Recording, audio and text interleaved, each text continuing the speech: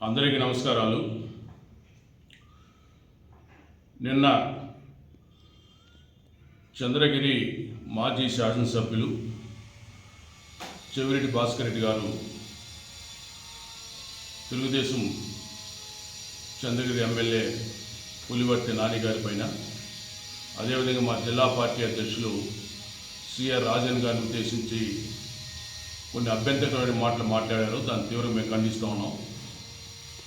నాని గారు అదేవిధంగా సిఆర్ రాజన్ గారు పెద్దిరెడ్డి రామచంద్రారెడ్డి గారు అనుచరులు అని చెప్పి వారికి వీరికి మధ్య లావాదేవీలు ఉన్నాయని చెప్పే విధంగా ప్రజలు మభ్యపెట్టే విధంగా మాట్లాడారు. నాని గారు జిల్లా పార్టీ అధ్యక్షుడిగా చిత్తూరు జిల్లాలో వైకాపా ఆగడాలను కానీ అరాచకాలను ధీటుగా ఎదుర్కొన్నారు. ఆయన వ్యాపారం వంటి గ్రానైట్ సంస్థలను కానీ క్వారీల పని ఏ విధంగా ఇబ్బంది పెట్టారనే విషయంతో కూడా జిల్లా ప్రజలకంతా తెలుసు. ఎంత పెనాల్టీ విధించారు, లారీలు నిలిచారు, అడ్డుకున్నారనే విషయం మాకందరికీ కూడా తెలుసు. ఆయనకు పెద్దిరెడ్డి గారితో లావాదేవీలు పెట్టుకోవాల్సిన అవసరం ఏమాత్రం లేదు.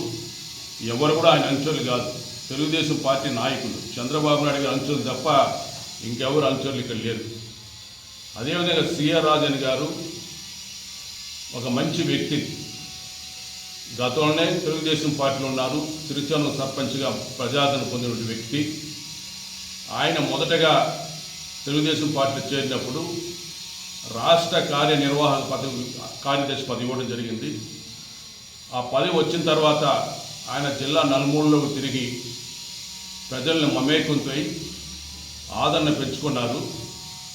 ఆయనకు ప్రజల వంటి వచ్చినటువంటి పలుకుబడిని గుర్తించి గౌరవ నారా చంద్రబాబు నాయుడు గారు సిఆర్ రాజన్ గారిని జిల్లా పార్టీ అధ్యక్షుడిగా చేయడం జరిగింది.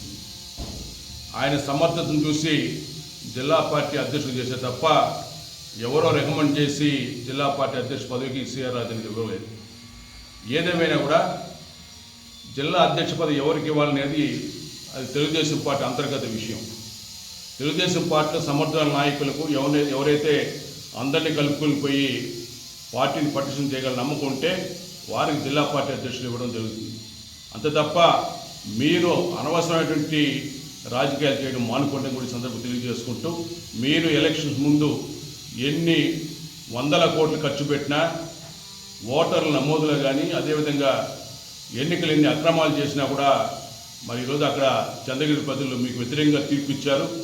నాని పైన విశ్వాసంతో ఈరోజు బ్రహ్మాండమైన మెజార్టీని గెలిపించారు.